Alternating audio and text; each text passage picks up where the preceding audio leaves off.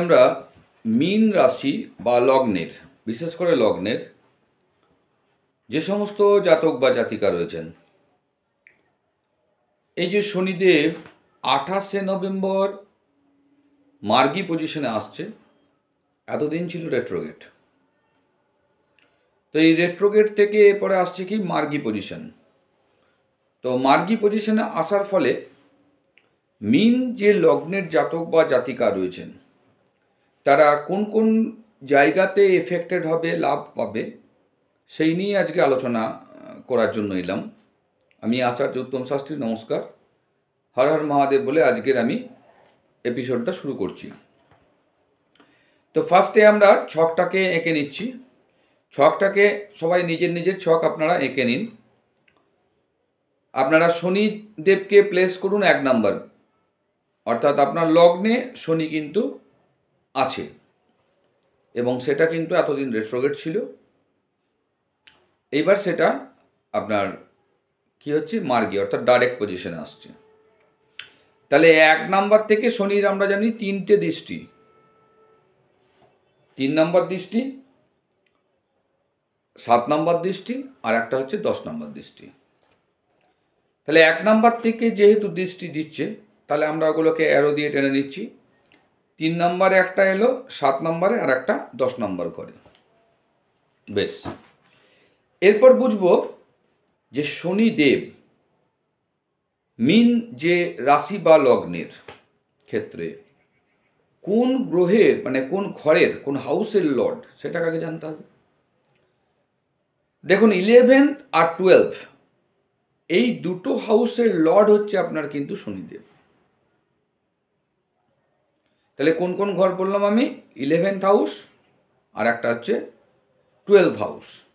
এই দুটোর লর্ড আপনার এখন লগ্নে অর্থাৎ 1 নাম্বার ঘরে বসলো, প্লেস হয়েছে, এবং সেটা কি মার্গী পজিশনে, মানে পাওয়ারে।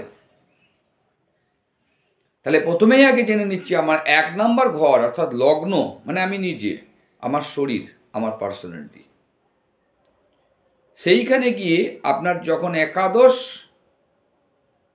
ভাবের যে অধিপতি গ্রহ অর্থাৎ 11th হাউসের লর্ড, সে যখন বসছে, তাহলে আপনাকে কি করবে? অর্থাৎ আপনার যে লগ্ন, এক কথায় আপনার যে লগ্ন, তাকে লিড করবে এখন কে না? 11th হাউসের লর্ড আর 12th হাউসের লর্ড। তাহলে 11th হাউসের যে প্রপার্টিটা, সেটা কিন্তু টোটালটাই লগ্নের ওপর ফেলবে। অর্থাৎ 11th হাউস আপনাকে কিন্তু পরিচালনা করবে। মানে 11th হাউসের প্রপার্টি হচ্ছে কি? সোশ্যালিজম। আপনি আগে যেরকম ছিলেন তার থেকে অনেকটা বেশি সোশ্যাল হবেন, বন্ধুর সার্কেলটা অনেকটা বাড়বে দেখবেন। আর একটা কি না, যেহেতু 12th হাউস আপনার লগ্নে চলে আসছে, সঙ্গে সঙ্গে আপনার মন মানসিকতার একটা চাপ আসবে। কীরকম চাপ? টেনশনটা বাড়বে, যেহেতু দ্বাদশপতি আপনার লগ্নে বসছে। আর একটু দান ধ্যানের একটা প্রবণতাও কিন্তু আপনার মধ্যে চলে আসবে, বা ধর্মস্থানে যাওয়া, এসব একটু ধার্মিক প্রকৃতির আপনি কিন্তু হবেন। তো এই হলো আপনার 11th হাউসের লর্ড আর 12th হাউসের লর্ড যখন লগ্নে বসছে, তার ইফেক্টেবল রেজাল্ট এই জিনিসগুলো আপনাদের মধ্যে আপনি দেখতে পাবেন। আর একটা জিনিস, 12th হাউসের লর্ড যখন আপনার লগ্নে বসবে, তখন আপনার কি হবে না, শরীর নিয়ে কিন্তু একটু ভোগাবে। 12th হাউস দ্বাদশ ঘর, তার লর্ড লগ্নে বসছে, আপনার শরীরটাকে কিন্তু একটু ভোগাবে, অর্থাৎ শরীর নিয়ে একটু ভুগতে হবে। তাহলে এইখান থেকে আপনাকে রিকভারি পেতে গেলে আপনাকে করতে হবে কি না, 12th হাউসের লর্ড যেহেতু আমার লগ্নে বসলো, তার মানে 12th হাউসের কাজ আমাকে করলে আমি কিন্তু রিলিফ পাবো। তা 12th হাউসের কাজ হচ্ছে কি, মাঝে মধ্যে একটু হসপিটালে ঘোরাফেরা করলেন, সেখানে গেলেন, একটু জল টল খেয়ে এলেন, একটু দান ধ্যান চ্যারিটি একটু করা উচিত। এগুলো করলে আপনার শরীরটা সুস্থ থাকবে, শরীর নিয়ে ভুগতে হবে না। নাহলে হয়তো সম্ভবত শরীর নিয়ে ভোগাবে, অনেকজনাকে হয়তো হসপিটালেও যাতায়াত করতে হতে পারে বা হসপিটালে যেতে হবে। তা সেখানে যাওয়ার আগে আমি সেই প্রপার্টিটাই যদি আমি আগের থেকে করতে থাকি, অর্থাৎ হসপিটালে ঘুরতে গেলাম একটু মাঝে মধ্যে, একটু চ্যারিটি করলাম, দান ধ্যান করলাম, নাহলে টাকা পয়সা নষ্ট করবে, কারণ 12 হাউস চলে যাওয়ার ঘর। তো সেই জন্য যদি আপনারা একটু দান ধ্যান করেন, একটু হসপিটালে ঘুরে এলেন, একটু সোশ্যাল ওয়ার্কগুলো করলেন, তাহলে কি হলো, আপনাদের 12 হাউসের কাজ আপনার হয়ে গেল, আপনার 11th হাউসের কাজও হয়ে গেল। তাহলে কি হলো, আপনার শরীরও ভালো থাকবে, মন মেজাজটাও ঠিক থাকবে। এরপর আমরা আসছি দৃষ্টি বিচারে। দেখুন, এইখান থেকে আপনার প্রথম দৃষ্টি যেটা, সেই দৃষ্টিটা পড়ছে কোথায় গিয়ে না, 3rd হাউসে পড়ছে। 3rd হাউসে যখন পড়ছে, তখন 3rd হাউসের যে অ্যাক্টিভিটিটা সেটা কিন্তু বাড়বে। সেটা বাড়বে মানে 3rd হাউস হচ্ছে আমাদের পরাক্রম, আমাদের সাহস। তাহলে এই সাহস আর পরাক্রম যে কোনো কাজে আপনার কিন্তু বাড়বে। আপনাকে কাজের জন্য হয়তো কিছুটা দূরত্ব, কিছুটা ডিস্টেন্সে আপনাকে যাতায়াত করতে হতে পারে, যার ফলে আপনি লাভ পাবেন। যত এগুলো করবেন, দূরত্ব মেনটেন করবেন, একটা দূরত্বের মধ্যে যাতায়াত করবেন, দেখবেন কর্মের উন্নতি হচ্ছে।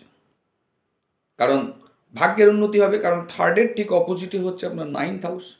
তাহলে পরাক্রম যখন বাড়লো, আপনার যাতায়াত বাড়লো, আপনার অটোমেটিক তখন আপনার ভাগ্যের কিন্তু সাপোর্ট আপনারা বেশ সুন্দরভাবে পাবেন। এরপর আমার যে তার পরের দৃষ্টি যেটা, সেটা আমার কোথায় আসছে না, সেইটা আসছে আপনার কিন্তু 7th হাউসে। তা 7th হাউস অর্থাৎ কিসের ঘর? এটা একটা ব্যবসার ঘর, এটা হচ্ছে পার্টনারের ঘর, লাইফ পার্টনারের ঘর, পার্টনারের ঘর। তাহলে যখন আপনার শনিদেবের দৃষ্টি কোথায় পড়বে না 7th হাউসে, ব্যবসা তো বাড়বেই, এটা কোনো দ্বিমত নাই, ব্যবসাকে বাড়াবে, সকলেরই ব্যবসা বাড়বে। কিন্তু তার মধ্যে যারা শনিদেবের রিলেটেড ব্যবসা, শনি গ্রহের রিলেটেড ব্যবসা করেন, যেমন ধরুন তেলের ব্যবসা বা আপনার কয়লার ব্যবসা বা কালো জিনিসের ব্যবসা, বা ধরুন আপনি ইঞ্জিনিয়ারিং কার্যে যারা আছেন তাদের ক্ষেত্রেও, এইগুলো ক্ষেত্রে কিন্তু আপনারা ভালো বৃদ্ধি পাবেন, একটা আপনাদের প্রোগ্রেস, আপনাদের উন্নতি আপনাদের দেখতে পাবেন।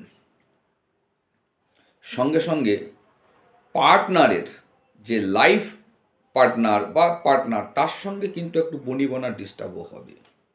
তাহলে সেইটাকে আমাকে ঠিক রাখতে গেলে কি করতে হবে না, এখানে যেহেতু শনিদেব দ্বাদশ লর্ড আর 11th লর্ড বললাম, সেই অ্যাক্টিভিটিগুলো যখনই আপনি করবেন, ওই যে বললাম যে আপনাকে প্রথমেই যে চ্যারিটি একটু করুন, একটু সোশ্যাল হয়ে যাবেন, অটোমেটিক আপনি সোশ্যাল হবেন, সোশ্যাল ওয়ার্ক করুন, একটু দান ধ্যান করুন, তাহলে অটোমেটিক আপনার 7th হাউসটা ইমপ্রুভ হবে।